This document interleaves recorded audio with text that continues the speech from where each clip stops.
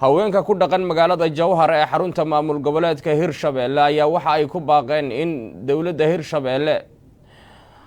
ay maanka ku hayso isla markaana ay meel mariso kootada haweenka ee baarlamaanka dawlad goboleedkaasi Hirshabelle oo doorashadiisa loo balansan yahay dhawaan ay ka dhacdo halkaasi.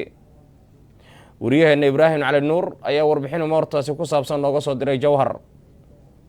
kulankan ay isugu yimaadeen inta badan haweenka gobolka Shabeellaha Dhexe ayaa waxa soo qabanqaabiyay haweenka nabadda Hirshabelle waxayna kaga hareysanayeen qoondada haweenka ee dawlad goboleedka Hirshabelle.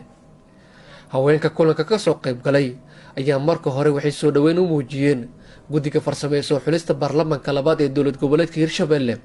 waxayna madaxda ugu sareysa Hirshabelle ugu baaqeen in meel la saaro qoondada haweenka. Safiya Cabdikariin Xuseen oo ah afhayeenka haweenka nabadda Hirshabelle ee qaar ka mid ah hablihii kulanka ka soo qayb galay ayaa waxay sheegay inaysan ka hari doonin raadinta xuquuqda haweenka Hirshabelle. waxaan rabnaa salaan kadib waxaan taageersanahay guddiga farsamada ee dhawaan loo dhawaaqay Hirshabelle kadib markaan aragnay gudoomiyaha guddiga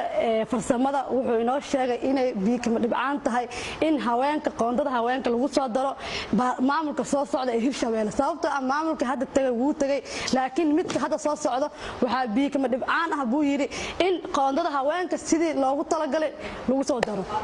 marka waa aad u soo dhaweynaynaa maadaama aan nahay gabdhihii gobolka Shabeellaha Dhexe waxaan leenahay dhammaan maamulka heer gobol iyo heer degmo heer state in tobanka ama xalay ugu tala galeen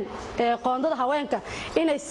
sida ugu dhaqsiyaha badan markay soo galaan inay ku soo buuxiyaan baarlamaanka waana maasantiin. waxaan hadda rabaa Hirshabelle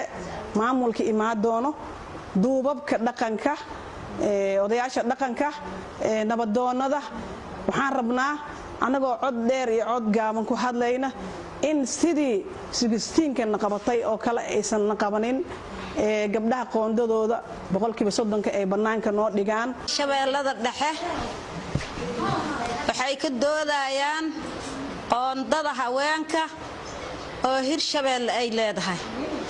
maadaama tii hore tagtay midaan waxaan cod dheer iyo cod gaaban geed dheer iyo geed gaaban u koraynaa inay gabdhaha xaqooda helaan. dhinaca kale gudoomiyaha ururka haweenka degmada Jowhar Madin Xaajiyaan iyo gudoomiye ku-xigeenka ururka haweenka gobolka Shabeellaha Dhexe Ruqiya Cabdulle Cali ayaa madaxda waxay ugu baaqeen in la tixgeliyo codsigooda lana siiyo xaqa haweenka ay kaga leeyihiin Hirshabelle. waxaa dood hore loo sameeyay oo gabdhihii gobolka u sameeyeen 11 xibnood oo halna ku jiri in la dhisay oo doodeedana si fiican gabdhaha gobolka ay ka hadleen Hirshabelle aan ay uga hadleen. taas markii aan anaga tagnay oo ku qabsanay intaan barnaamijkan u sheegin waxaan dhaanay